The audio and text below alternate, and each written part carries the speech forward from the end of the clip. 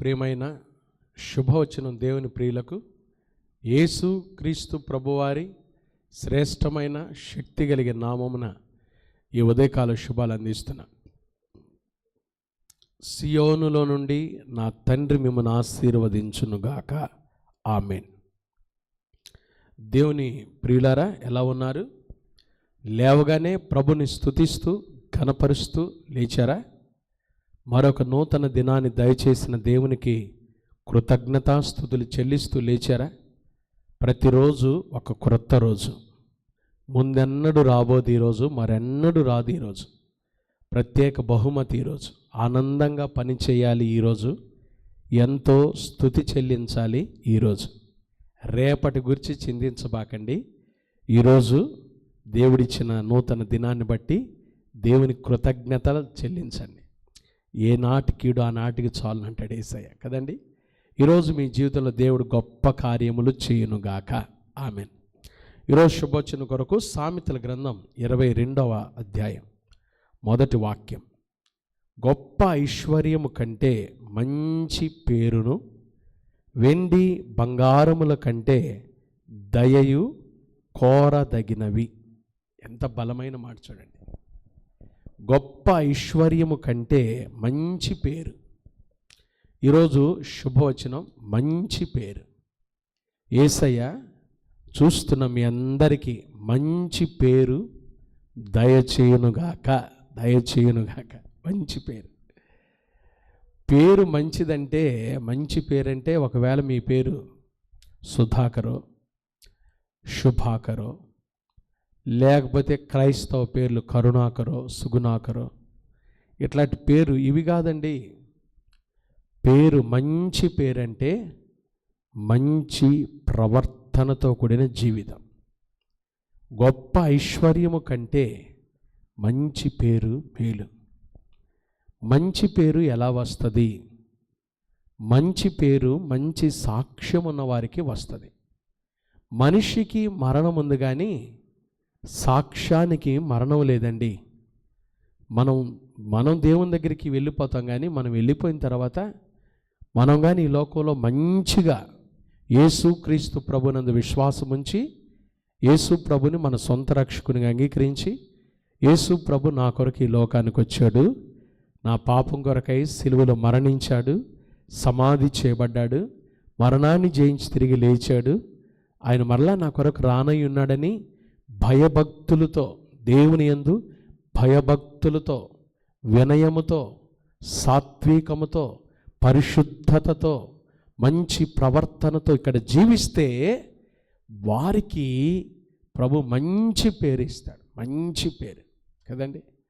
గొప్ప ఐశ్వర్యం కంటే మంచి పేరు. దేవుని వాక్యంలో వాగ్దానం చేశాడు యేసయ్య, భూజనులందరి దృష్టికి నేను మీకు ఖ్యాతిని, మంచి పేరు తెప్పిస్తాను అన్నాడు. మంచి పేరు. మంచి పేరు తెచ్చుకోవటం చాలా కష్టం, చాలా కష్టం. ఈ మంచి పేరు ఒక్కపూట వచ్చేది కాదండి. ఒక మనిషి 80 సంవత్సరాలు జీవిస్తే 80 సంవత్సరాల్లో దేవునికి ఇష్టమైన జీవితాన్ని జీవించినప్పుడు దేవుడు హనోకు వలె, హేబేలు వలె, అబ్రహాము వలె మంచి పేరు ఇస్తాడు. మంచి పేరు మంచి సాక్ష్యముతో ఇస్తాడు. బైబిల్లో ఒక వ్యక్తిని నేను మీకు పరిచయం చేస్తాను. అపోస్తుల కార్యముల గ్రంథం 16వ అధ్యాయం. అపోస్తుల కార్యముల గ్రంథం 16వ అధ్యాయం చూడండి. 2వ వాక్యం చదువుకుందాం. మొదటి 2 వచనాలు చదువుకుందామా? అపోస్తుల కార్యం గ్రంథం 16వ అధ్యాయం. పౌలు దెర్బేకును లుస్త్రకును వచ్చాను. అక్కడ తిమోతి అను ఒక శిష్యుడుండెను. తిమోతి చూడండి, తిమోతి అంటే ప్రభువుని ఘనపరచువాడు. తిమోతి దేవుని ఘనపరచువాడు. One who honours God. తిమోతి దేవుని ఘనపరిచాడు. తిమోతి అని ఒక శిష్యుడు. తిమోతి ఎవరు చెప్పండి? శిష్యుడు. యేసుక్రీస్తు ప్రభు శిష్యుడుగా జీవించాడు తిమోతి. యేసు ప్రభు శిష్యుడు. అతడు విశ్వసించిన ఒక యూదురాలి కుమారుడు. అతని తండ్రి గ్రీసు దేశస్థుడు. తండ్రి ఏమో గ్రీసు దేశస్థుడు, తల్లి ఏమో యూదురాలు, మంచి విశ్వాసి కడుపులో నుండి వచ్చాడు కాబట్టి తల్లి విశ్వాసాన్ని నూరిపోసింది. అతను విశ్వసించాడు కాబట్టే యేసుక్రీస్తు ప్రభు నా కొరకు ఈ లోకానికి వచ్చాడు, నా పాపం కొరకై సిలువలో మరణించాడు, సమాధి చేయబడ్డాడు, మరణాన్ని జయించి తిరిగి లేచాడు, మరలా నా కొరకై రాబోతున్నాడని విశ్వసించాడు కాబట్టే అతడు శిష్యుడయ్యాడు. విశ్వాసి తర్వాత శిష్యుడు అవుతాడు. చూడండి, చాలామంది విశ్వాసులు ఇంకా శిష్యులుగా మార్చబడలేదు. ఒకవేళ ఈ ఉదయకాలం ఈ శుభవచనం చూస్తున్న నీవు యేసుక్రీస్తు ప్రభునందు విశ్వసించేవేమో, మంచిదే, కాదంటలేదు. చాలామంది విశ్వసిస్తున్నారు కానీ వారు శిష్యులు కాలేకపోతున్నారు. ఎవరు శిష్యులు అవుతారు? శిష్యుడు అంటే ప్రభు అన్నాడు, ఎవరైతే నన్ను వెంబడింపగోరినవాడు తన సిలువనెత్తుకొని తన్ను తాను ఉపేక్షించుకొని, హీ డినైడ్ హిమ్సెల్ఫ్, తను తాను ఉపేక్షించుకోవాలి, ప్రతిదినము తన సిలువనెత్తుకోవాలి.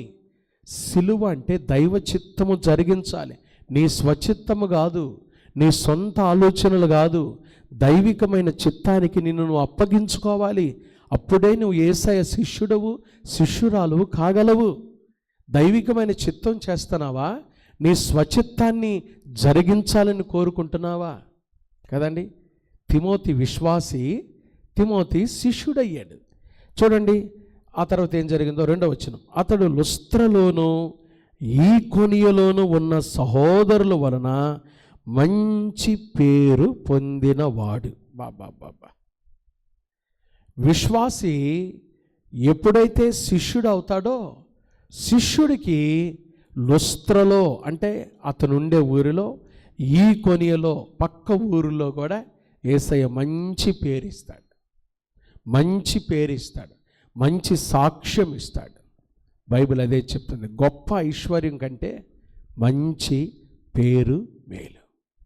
నువ్వు ఉన్న చోట నీకు మంచి పేరుందా? మంచి సాక్ష్యం ఉందా? నీకు నువ్వు అనుకోవచ్చు, నాకు మంచి పేరుంది, నాకు మంచి సాక్ష్యం ఉంది.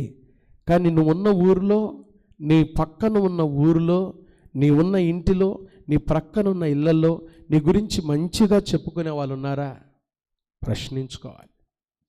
యేసుక్రీస్తు ప్రభువారు ఫిలిప్పుదైన కైసరియా ప్రాంతాలకు వెళ్ళినప్పుడు ఆయన శిష్యుల్ని ఈ మాట అడిగాడు, ఈ ప్రశ్న అడిగాడు, మనుష్య కుమారుని గురించి ఏమనుకుంటున్నారు? నా గురించి ఏమనుకుంటున్నారు? చూడండి, యేసు ప్రభువారు తనకు తాను ఈ ప్రశ్న. వాళ్ళు చెప్పారు, అయ్యా కొంతమంది ఏలియా మరలా వచ్చాడేమనుకుంటున్నారు, బాప్తిస్మ ఇచ్చే యోహాను అనుకుంటున్నారు, కొంతమంది ప్రవక్తలో ఒక ప్రవక్తను. మరి మీరేమనుకుంటున్నారు? నన్ను గురించి మీరేమను? పేతురు అంటాడు, నువ్వు సజీవుడువైన దేవుని కుమారుడువైన క్రీస్తువు, నువ్వు మెస్సయ్యవయ్యా, నువ్వు క్రీస్తువయ్యా, మా కొరకు ఈ లోకానికి వచ్చిన మెస్సయ్య.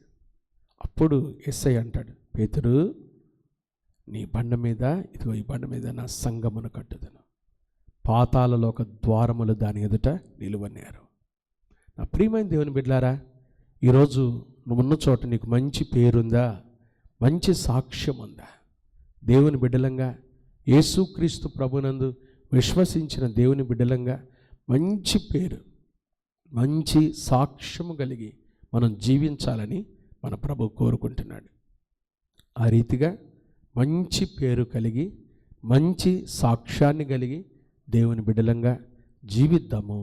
అట్టి కృప పరిశుద్ధాత్మ దేవుడు ఈ ఉదయకాలం మనందరికీ దయచేయునుగాక.